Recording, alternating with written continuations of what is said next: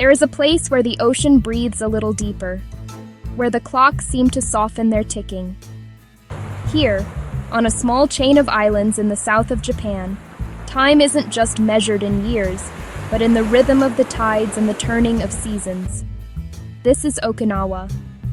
And on these shores, people live longer, fuller lives than almost anywhere else on Earth. But why? What is their secret? It is not a hidden fountain of youth, nor a magic potion discovered in the deep. It is not found in escaping the passage of time, but in embracing it.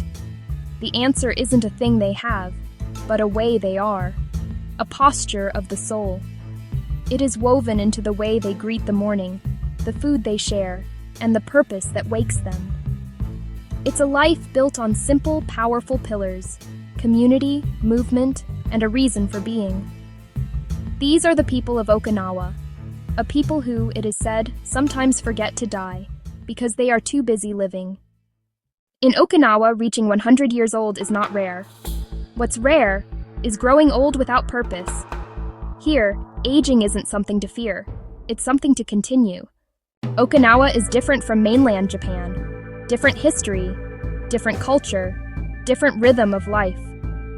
For generations, Okinawans have lived close to nature, close to community, and close to meaning. They don't rush life.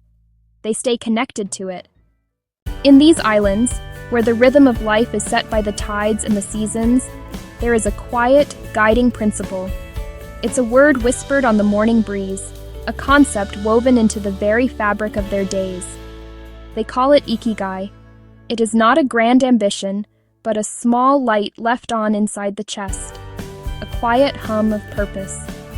The answer to a question the soul asks each dawn: why do I greet this day? It is, quite simply, a reason to wake up. For one person, it is the feel of the earth, coaxing life from the soil in a small garden. For another, it is the patient work of mending a net, a craft passed down through generations. It might be the joy of teaching, the warmth of cooking for loved ones, or the simple act of sharing stories with a friend. It is the thread that connects you to your community, to your past, and to your own hands. Here, the idea of retirement, of stopping, of stepping away from a life of contribution, feels foreign. It is a concept that barely registers. Why would you extinguish the light that gets you out of bed? Why would you silence the purpose that gives your days their shape and meaning? As long as you have your ikigai, your life has a compass. It has a direction. And when a life has direction, the body, in its own quiet wisdom, often follows. The journey continues, not because it must, but because there is still a reason to walk the path. Okinawans eat simply, mostly vegetables, sweet potatoes, tofu, small portions.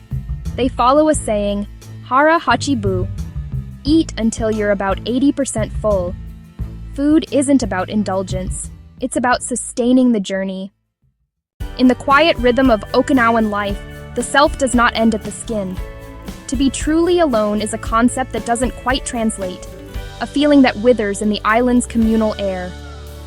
Here, people are bound together in small, chosen families called moai.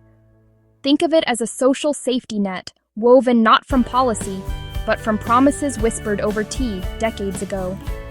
These are lifelong circles of friends, a woven rope stretching across the years, providing financial, emotional, and spiritual support from childhood until the very end.